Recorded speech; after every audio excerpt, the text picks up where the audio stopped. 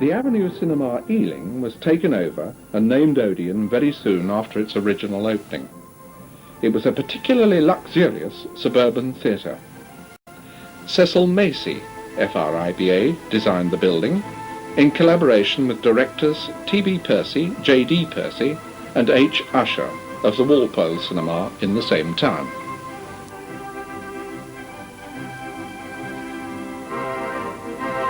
The Avenue Theatre provided seating for 1,538. The cinema, both outside and inside, was in such a Spanish style that it was often nicknamed Spanish City. 4 pairs of double doors led to the box office vestibule, and beyond this, further doors led into the main entrance hall. On either side were wide flights of steps leading down to the stall's foyer. In the centre, another flight of steps led up to the balcony. The auditorium was meant to give the impression of a courtyard of a large Spanish-American style building, prepared for the celebration of a fiesta. The underlying principle had been to evolve a modern cinema with all the latest developments in theatre construction, yet retain an intimate touch. This policy was commendable. So often in the days of cine variety, a patron might well have been content with the screen side of the programme, but was at a distinct disadvantage when the stage was brought into use. A feature of the decorative scheme was the ceiling. This was a departure from the accepted idea of blue skies and twinkling lights in atmospheric type theatres. Instead, a draped velarium had been evolved. This covered the whole of the ceiling, was gathered up along the centre line and fell in folded loops to the side walls. On one side, approaching the proscenium arch, was a richly decorative piazza with highly ornamental balustrade, while on the other side was a projecting balcony with tiled roof. The structure and decor of the iron-barred balconies, shields and tented roof was unique and was enhanced by the amber lighting of the lanterns. It has often been thought that the interior may have been designed by Fyodor Komisarjevsky of Granada fame.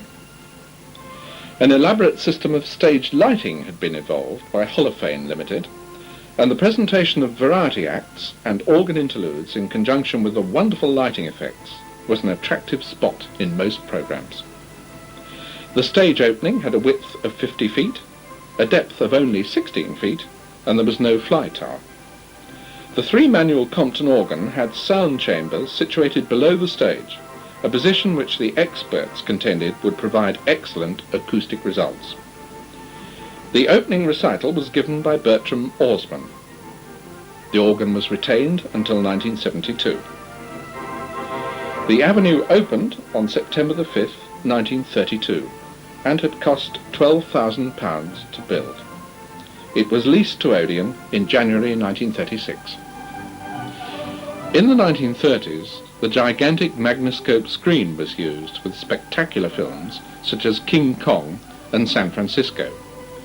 When these colour pictures were taken on December the 2nd, 1979, the original masking motor controls were still in situ. Rank announced in June 1981 that the cinema would close in October, but this was averted when Coronet took it over. At short notice, they closed the cinema in January 1985. Ealing Cinema Trust then made strenuous efforts to reopen it in collaboration with the Brentford Musical Museum, but negotiations came to nothing.